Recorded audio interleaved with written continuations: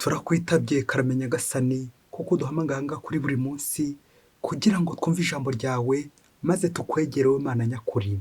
Ku izina ry'Imana Data na Mwana na Roho Mutagatifu, amen. Amahoro bana b'Imana, nimuhumure, Imana iradukunda cyane, ije kudukiza. Ni mucyo tuyisangiye maze dusanganire kuri wa gatatu w'icyumweru cya 27 tariki 5 Ukwakira 2022. Isomo rya ryo mu Paul Mutagatifu yandikiye Abanyagalati, umutwe wa 2 umurongo wa 1 kugeza kwa 2, uwa 7 kugeza kwa 14. Bavandimwe, nyuma y'imyaka 14 nongera kuzamuka Yerusalemu ndi kumwe na Barnaba na Tito ndamujyana. Nazamutseyo ari uko Imana bimpishuriye, mbanyura mu byerekeye inkuru nziza nigishaga mu mahanga. Abayobozi banyu basobanura birambuye twiherereye, ko ari ukugira ngo menye niba nirukira cyangwa narirukiye ubusa. Ahubwo ndetse babonye ko nashinzwe kwamamaza inkuru nziza mu batagenywe, kuko Petero yishinzwe mu bagenywe, kuko haye Petero kuba intumwa mu bagenywe, ni nawe mpaye kuba intumwa mu banyamahanga. Nuko Yakobo, Petero na Yohani, kandi abo bitwaga inkingi, bamaze kumenya ingabire nahawe, turumvikana baduhereza ukuboko, njyewe na Barnaba, ngo twebwe tujye mu banyamahanga, naho bo mu bagenywe. Batwihanangirije ikintu kimwe Dore, ko tuzajya twibuka abakene, anacyo nihatiye gukora. Nyamara ubwo Petero yazaga Antiyokiya, nahanganye nawe kuko byari ngombwa kumugaya. Koko rero, mbere yuko haza abantu mu gice cya Yakobo, yasangiraga n'abanyamahanga. Aho baziye arahindura, aritarura byo gutinya abagenywe. N'abandi Bayahudi bigana uburyarya bwe, bigezaho na Barnaba yoshywa nabo kuryarya bene ako kageni. Nge rero mbonye ko hatagororokeye ukuri kw'inkuru nziza, mbwira Petero bose barora nti, niba wowe umuyahudi ugenza nk'abanyamahanga aho kugenza kiyahudi, ushobora ute guhatira abanyamahanga kugenza kiyahudi? Iryo ni ijambo ry'Imana. Zaburi 117. Nimujye ku isi hose mwamamaze inkuru nziza. Mahanga mwese nimusingize Uhoraho, miryango mwese mumwamamaze, kuko urukundo dukunda rutagira urugero, n'ubudahemuka bwe bugahoraho iteka. Nimujye mu isi hose mwamamaze inkuru nziza. Nyagasani Yesu ntabane namwe. Amagambo mu Ivanjili ntagatifu yanditswe na Luka, umutwe wa 11 umurongo wa 1 kugeza ku wa 4. Umunsi umwe Yesu yari ahantu asenga. Umwe mu bigishwa be aramubwira ati, mwigisha, natwe dutoze gusenga kuko Yohana yabigenjeje abigishwa be. Nuko arababwira ati, igihe musenga mujye muvuga muti, dawe, izina ryawe ryubahwe, ubwami bwawe nibuze, ifunguro ridutungura riduhe buri munsi. Utubabarire ibicumuro byacu kuko natwe tubabarira uwaducumuyeho wese, kandi ntuduterane mu bitwoshya. Iyo ni Ivanjili ntagatifu. Mu kumenya Yesu niho tumenyera Imana, tukaronka umukiro isi itabasha kuduha, tukazabana iwe mu bwami bw'ijuru, tukazabana iwe mu bwami bw'ijuru. Ni wowe utanga amahoro Yesu Kristu, ni wowe utanga amahoro nyayo. Yesu ni wowe utanga amahoro, Yesu Kristu. Amen, amen, amen. Mu kumenya Yesu niho tumenyera Imana. Urakoze Padiri Leandre, ni umusaseredoti wa Diyoseze ya Nyundo, wahimbye aka karirimbo utanga amahoro Yesu. Mu kumenya Yesu niho tumenyera Imana. Bakristo bavandimwe, iyi ndirimbo iratwinjiza neza mu ntego yacu tujye kuzirikana yo kumenya Imana. Kumenyera Imana hehe? Kumenyera Imana mu isengesho. Isengesho riduhishurira Imana, isengesho tumenyera mu Imana. Ngiye intego yacu tujye kuzirikanaho hamwe n'amasomo y'uyu munsi. Mu kumenya Yesu niho tumenyera Imana, tukaronka umukiro isi itabasha kuduha. Amen, amen, amen. Bakristo bavandimwe, ngaha rero tujanga kuri buri munsi tuze guhava natwe twamenya Imana, tuje gusenga muri iri jambo ry'Imana, tuze guhava natwe twamenya amakuru ku Mana. Umuhanga yaravuze ati, uko umunyamakuru ajya kuri terrain akajya gutara y'amakuru, niko umukristo nyawe yakagombye kujya mu isengesho, akaba ariho agera gute, akaba ariho atarira amakuru. Ese mukristo wowe amakuru yakura hehe? Wasanga ufite radio runwa, umuntu uva kugenda ubunza amagambo gusa, nyamara utayoboka source, utayoboka isoko Yesu Kristo, ngo abe ari ukuraho amakuru. Amakuru nyayo tuyamenyera hehe? Mu isengesho, kuganira n'Imana. ngo umwana utaganiriye na se ntamenya icyo sekuru yasize avuze. Na niyo mpamvu natwe tuba turi aha ngaha buri munsi twumva ijambo ry'Imana, tukaganira n'Imana, tukumva icyo Imana idushakaho. Naho iyo ntaganiriye n'Imana birangira ndi gukora ugushaka kwanjye aho gukora ugushaka kw'Imana. Mu kumenya Imana tuyimenyera hehe? Mu isengesho. Amasomo y'uyu munsi arimo ijambo kumenya Imana binyuze mu isengesho, inzira y'ukwemera. Umunsi umwe mwarimu yahaye umunyeshuri ikibazo, byumvikane n'umwana nyine wari uzi iyobokamana, azi imijyi n'imwe, nanjye kuvuga yagiye itambukamo inkuru nziza, nuko ngo aramubaza ati: En Grèce, c'est la philosophie, à Rome, c'est le droit, et à Jérusalem, c'est quoi? Mu gihe ikibazo agisubiza, mu gihe mu Bugereki ari ubuhanga n'ubwenge, ubushishozi cyangwa filozofiya, i Roma haba amategeko, aha, i Yerusalemu haba iki? Mubyeyi turi kumwe wasubiza iki wowe? Nuko umwana arasubiza, à Jérusalem c'est la foi, i Yerusalemu haba ukwemera. Nguko abakristo bavandimwe, Yerusalemu ku butaka butagatifu haba ukwemera. Aho hatangirira hose, reka natwe umunsi tuze gusoreza i Yerusalemu. Yerusalemu bishushanya nyine ahantu hari ubuyoboke ku Mana, ahantu tugomba kuzamuka tukajya gushakashaka Imana, ahantu tugomba gusanga Imana, ahantu tujya kuvoma amakuru. Rero abahanga mu by'Imana bose nyine bagiye batambuka i Yerusalemu, ndetse na Yezu ubwe nyine niho yarerewe, niho yabaye, niho yasoreje ubuzima bwe. Yerusalemu kuri Golgota, aho ngaho niho hari amakuru nyayo y'ubukristo. Yerusalemu aho Yezu Kristo yaguye, aho Yezu Kristo yaducunguriye, aho ngaho niho hari amakuru y'ukuri y'ubukristo. A Jérusalem c'est la foi, Yerusalemu hari ukwemera nyine. Natwe abakristo bavandimwe twaje aha ngaha i Yerusalemu, tuze kuva aha ngaha nyine muri urugendo nyobokamana dufite ukwemera. Utahanye iki? Ntahanye nyine ukwemera kugira gute? Kuza kunkiza. Twumvise na Pawulo mutagatifu uburyo yagiye kwamamaza inkuru nziza, ariko akaza kwibutsa akagaruka i Yerusalemu, kuko nyine niho hari icyicaro. Nanjye kuvuga ni nkaho hari katedrali, niho hari icyicaro intumwa zari ziriho. Nuko ubwo yamamaza inkuru nziza mu banyamahanga, ariko akagira gute? Akagaruka i Yerusalemu kugira ngo agere gute? Kugira ngo asobanukirwe, asobanuze, asiganuze, bityo arushaho kwamamaza Kristo koko amuzi. Kumvise uburyo ari gutaka Yerusalemu, icyo yamumariye, ahageze nyine amakuru yahavomye. Niba ashaka kumenya Imana, ngomba kujya ku cyicaro nkavoma amakuru y'ukuri. Pawulo mutagatifu nawe rero ageze i Yerusalemu, ahakuye amakuru akomeye cyane atarazi. Ubwo yagize ati: nazamutse i Yerusalemu ari Imana yabibimpishuriye. Amen, amen, amen. Iyo nagiye gusenga nibwo menya amakuru ku Mana, nibwo menya mugenzi wanjye, nibwo menya Imana, nkamenya n'icyo mugenzi wanjye akeneye. Twibuke ko muri iyi minsi yashize turimo tuzirikana kuri mugenzi wacu. Mugenzi wanjye ninde? Aha, ndahandi nzabimenyera usibye mu isengesho. Burya nimva gusenga Imana izaba yambwiye uko ngomba kugenzeza mugenzi wanjye koko. Ese mukristo wakwihandagaza iki niba utabanza kunyura mu isengesho ngo uvome amakuru? Wakora imirimo ute ukayishobora niba koko utabanza gukura amakuru ku Mana gusenga? Waba wishingikirije iki niba nta kimana guhishuriye?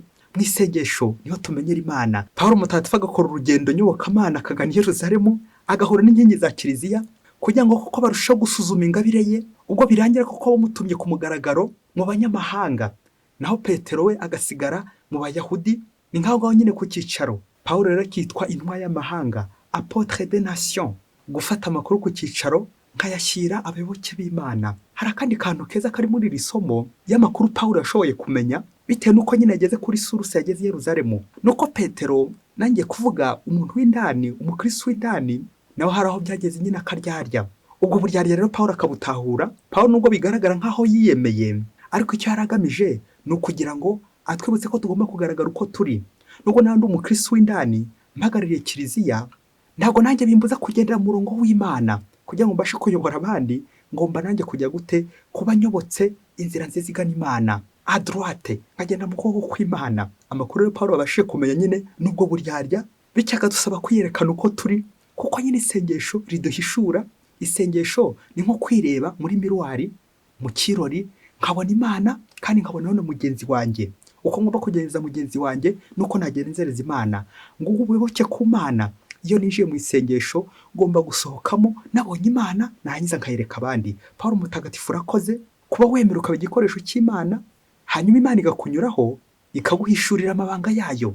Ngo urwo rugendo rw'i Yerusalemu, urugendo nyobokamana, guhinduka ndetse no guhindura abandi.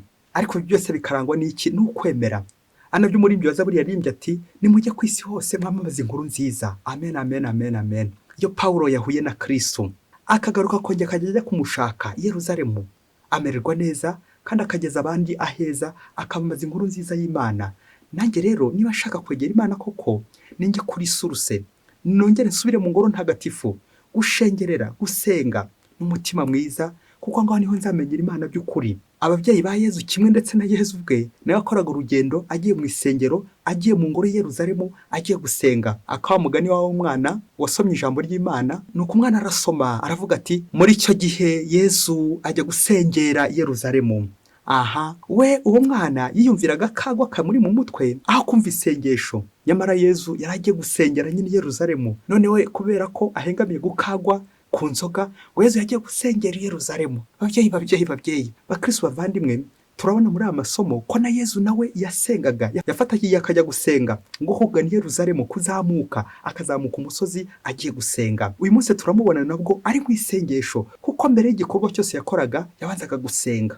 Natwe rero tujye tuzirikana ko isengesho ari umuryango dukingura tukabona Imana.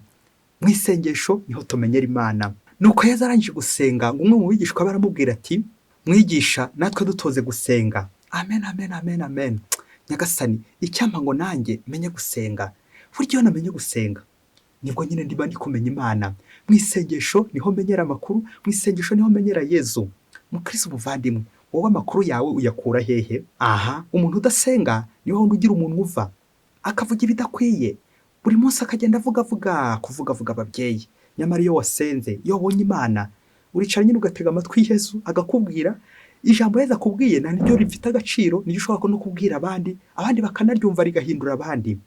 Iyo navuye kuri suruse Yeruzalemu, mbashobora no gutembera no mu yandi mahanga, ngasanga abandi, ngabasanganira, ngababwira inkuru nziza. Ese mukristo, iyo uvuye gusenga utahana iki? Iyo usohotse mu kiliziya utahana iki? Mu ngoro y'Imana utahana iki? Iyo uvuye Yeruzalemu utahana iki? Iyo uvuye mu rugendo nyobokamana utahana iki? Ngo uru rugero rw'isengesho Yezu yaduhaye, isengesho rya Dore uri mu ijuru, umukristo agomba kuvuga buri munsi, kuko nyine rikubiyemo amahame y'Imana, icyo Imana idushakaho, apana njyewe icyo nshaka, ahubwo uko Imana ishaka ko namera.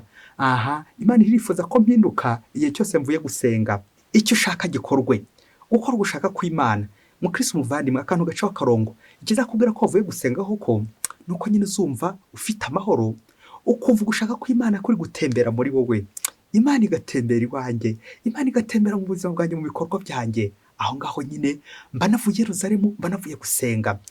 A Jerusalem la foi. Iyo nageze i Yeruzalemu mbakura nyine ukwemera. Iyo nageze mu ngoro ntagatifu y'Imana mbakura ukwemera. Isengesho rikanganisha gukwemera, ukwemera kukangiza. Mu isengesho ngahura n'Imana, ubundi ngakira. Natwe abakristo bavandimwe, abajyaga bajya gusengera i Yeruzalemu, tubicikeho, ahubwo tujya gusengerayo. Ngo kuko nshobora kujya mu ngoro y'Imana nyine ngasenga koko, ariko ndi gusengera. Kandi byaba bitewe naho naraye, bitewe n'ibyo nirirwamo, bitewe n'ibyo mbamo, nkajya gusengera. Aho gusenga Yeruzalemu naho gusengera Yeruzalemu naho kwegerana n'Imana. Kuva i Yeruzalemu kuzamuka ngasanga Yezu i Yeruzalemu. Umunsi umwe hirya kure cyane muri Afurika, ngo abakristo babiri, nanjye kuvuga bari bahagarariye abandi, bari abakristo b'indani, babandi nyine ubona rwose ukavuga uti, aba ni abana b'Imana koko, aba ni abakristo bayoboye abandi. Nuko rero ngo umunsi umwe baza gukora urugendo i Yeruzalemu. Ubundi i Yeruzalemu nyine ukajya gusura aho Yezu yagiye atambuka, inzira y'umusaraba, ndetse ukamenya ubuzima bwa Yezu ngaho nyine i Yeruzalemu. Nuko ngo abakristo bacu barikora, batega indege koko, baragenda bagiye i Yeruzalemu nyine mu rugendo nyobokamana. Nuko ngo bageze i Yeruzalemu, dore ko nyine bari abakristo, maze bashakisha uwabakira baramubura. Icyo gihe ngo inzara irabakubitira bano babura uko babigenza, maze bakomeza babwirana uburyo baza gushakisha ibisubizo by'inzara, ndetse naho baza kurara. Turarya iki, turarara he? Nuko mukomeza gushakisha ibisubizo bya bindi by'uko nyine umukristo atiburira, baravuga bati, ubu ngubu aha turi ni mu gice nyine cy'abayisilamu.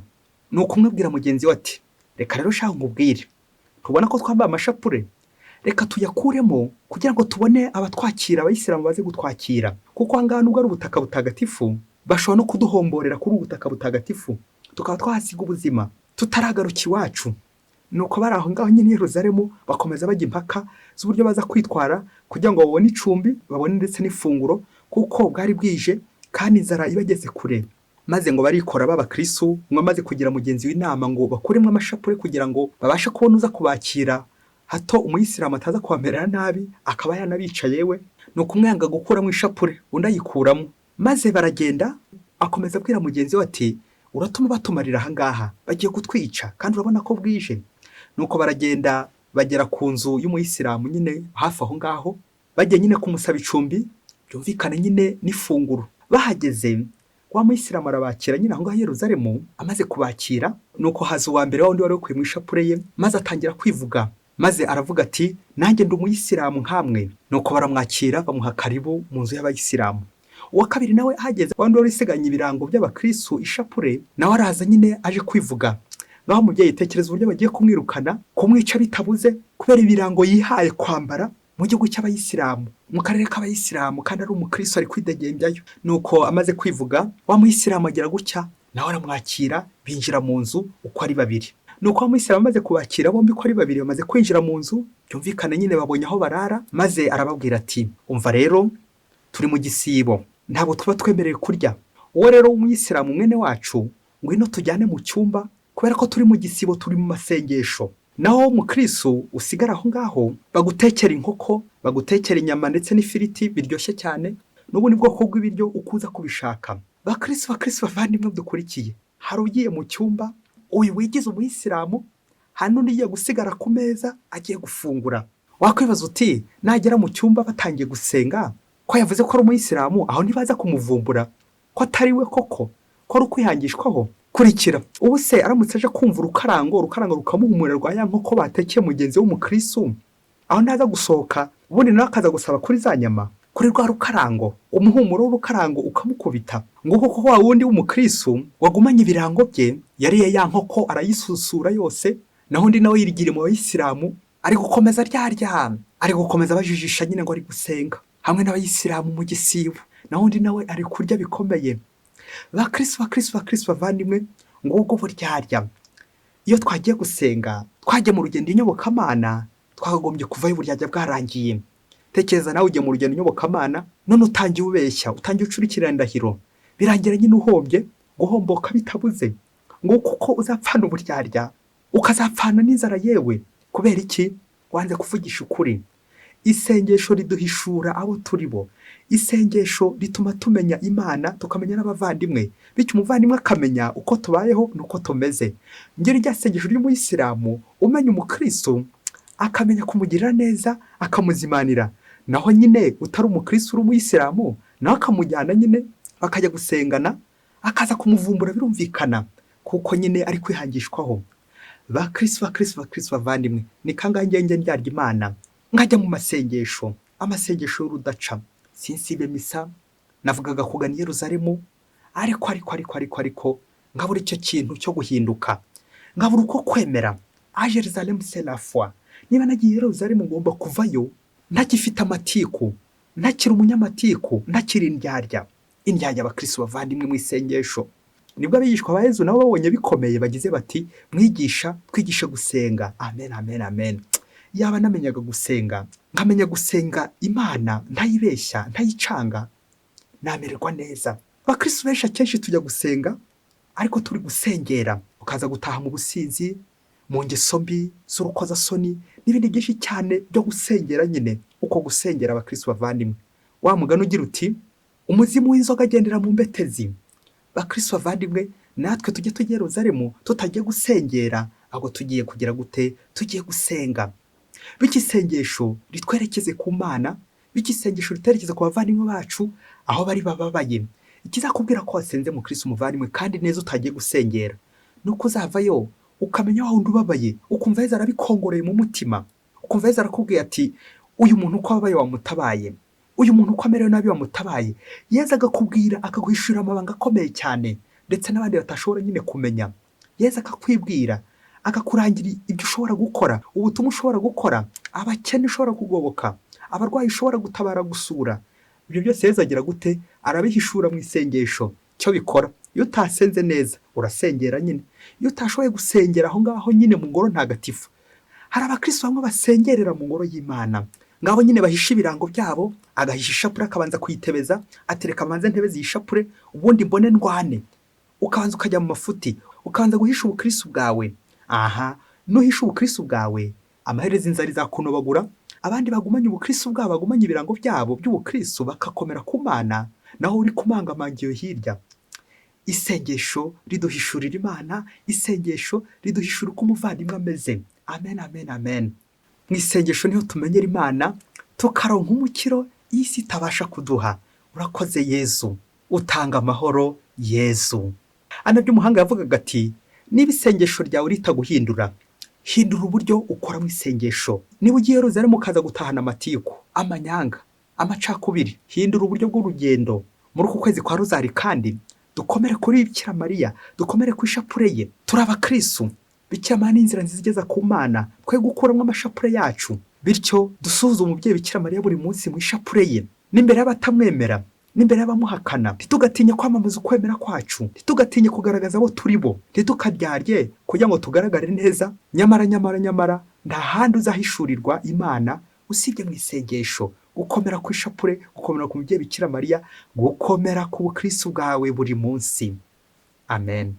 Abakunzi mwese ba Buri Munsi, tuboneho kubararikira ikiganiro kiza gutambuka kuri Buri Munsi kuri wa gatatu tariki 6 Ukwakira 2022 saa 3 za mu gitondo, kitwa gusoma ijambo ry'Imana, Lectio Divina. Uburyo nakwifashishije ijambo ry'Imana nkabasha kuganira n'Imana, Lectio Divina, guhura n'Imana mu ijambo ryayo. Mwese rero ndikize kubacika ikiganiro kugira ngo turusheho kumenya Imana kandi tuyimenyeshe abandi. Rendez-vous rero ni mu gitondo saa 3. Mwese Imana ibahe umugisha. Imana Data na Mwana na Roho Mutagatifu. Amen. Padiri Masumbuko Ladislas wa Diyosezi ya Cyangugu. Mu kumenya Yesu niho tumenyera Imana, tukaronka umukiro isi itabasha kuduha, tukazabana iwe mu bwami bw'ijuru, tukazabana iwe mu bwami bw'ijuru.